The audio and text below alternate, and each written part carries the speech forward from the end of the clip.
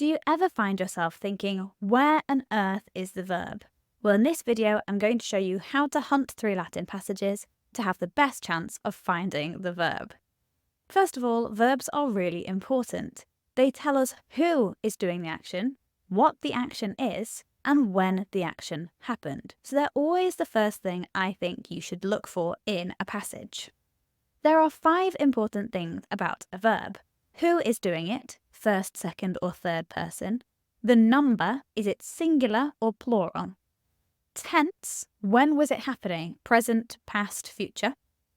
The voice of the verb, is it active or passive? And the mood of the verb, is it indicative or subjunctive?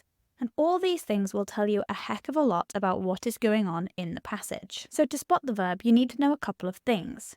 1, they're often at the end of a clause. The slight caveat here is that the word is, the verb some, is often in the middle of a clause where we would expect it in English, but all the others really will mostly be at the end of a clause. They follow distinct patterns of endings. Once you have learnt those endings, they should be relatively easy to spot. You can use vocabulary to help you. If you have been learning your vocab and you know what your verbs are, and you spot a word in the passage that looks like one of those, then it probably is a verb, or at least a part of a verb. So, we're going to have a look at a passage. Now, don't freak out. This is quite a long passage, but it's a really good piece of text to have a look at. This is from Caesar de Bello Gallico about his Gallic Wars, and it's the very first bit of that. It's the very first few sentences. So all we're going to do is have a look at each line and see where the verbs are. So in the first clause, I'm going to go from Gallia to in partes tres, just those first sort of 7 words. My verb is est. Now that is the one that doesn't follow the rule that I started with. The verb is usually at the end unless it is a form of sum. So this means all of Gaul, omnis Gallia, est, all of Gaul is divided into 3 parts, in partes tres. Okay, next clause. Quarum unum incolunt all the way to appellantur. Now I have 2 verbs in this next bit because it's a weird set of clauses. We have some relative clauses that start with quarum, and then we have our main verb. So starting with quarum, we need to find a verb. Now they're usually the end of clauses, so I'm looking near a comma. But we also have to remember those endings. So if I see something that, for example, ends in nt, I'm going to think, that's a they form of a verb. So I have incolunt here, which means inhabit or live. So it means they live. And this is present tense. That's because it's sort of like a historic present in order to make things more interesting for the reader. So Caesar does this a lot. He talks in present tense. It's what I'm doing now, actually. I talk about these historical figures in present tense because it makes it more vivid. Then we're going to look for our next one. I don't have another verb at all on my second line. I have the Belgae live in one of the parts, the Aquitani live in another, those, qui, in the third, those who, of their own language. Then I need a verb, appellantur, are called, Celts, in our language, Gauls. So these are the ones we call Gauls. Then I'm going to keep going. In my next sentence, he omnes lingua institutis legibus inter se different. Again, I'm going to start with looking for my verb. I'm going to go to the end of my sentence. Different, it's a they verb and it's in the present tense. It means they differ. So these all differ in language, custom, and laws amongst themselves, inter se. Gallus ab Aquitanis garomna flumen, etc. This sentence is interesting because Gallos is not my nominative. So that doesn't really help me at all with what's going on with my sentence. So I'm going to look for the verb again. Always look for the end of the clause to see if that will help you. In this case, my clause finishes at flumen. I don't have a verb in that clause, so I'm going to go to my second clause and see if I can use the verb twice. So I've got the Garumna river, the Garonne river, something, the Gauls from the Aquitanes. So let's keep going. At the end of my next sentence, I have dividit. Now that means divides. So the river Garonne divides the Gauls from the Aquitanes. And then I have to take my verb again. The Matrona River and the Sequana River, which are the Marne and the Seine, divide then the Gauls from the Belgae. So I've used dividit twice there.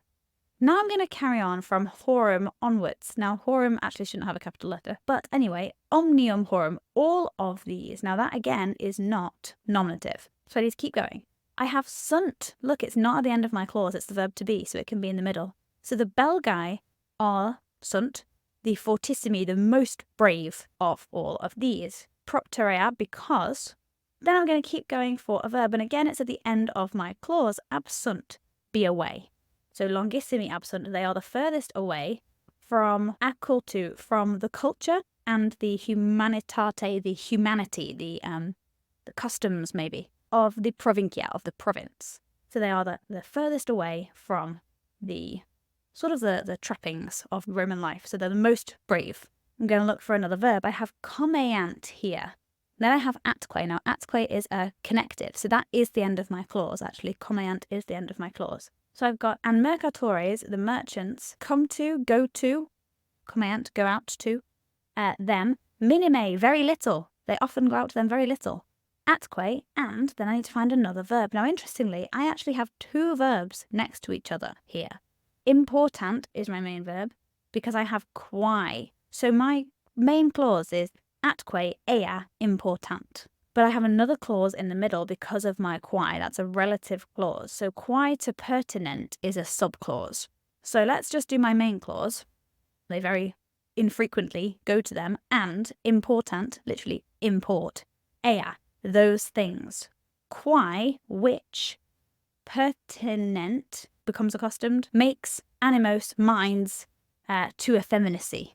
So softens minds. This is what they're saying about the Belgae, is that they're very fierce because they import things very little from Rome. So they're still very strong in themselves.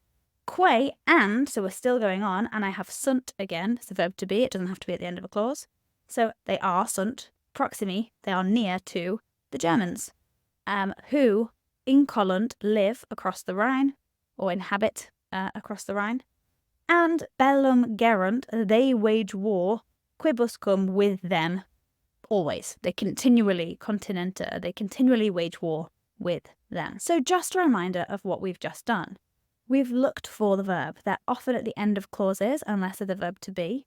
They follow patterns of endings, like ost mustisnt, bambasbat, bambasbatis bant, and those sets of endings. And it is important that you know your vocabulary to help you spot them. If you're struggling with any of these endings, do go and download my free complete reference guide to Latin verbs. It will really help you out as you start to learn the endings of verbs and get really comfortable with all those tenses and voices and moods, so you can really easily spot them in a passage. I really hope this has been helpful for you. Thanks so much for watching, and I'll see you next time on bambasbat.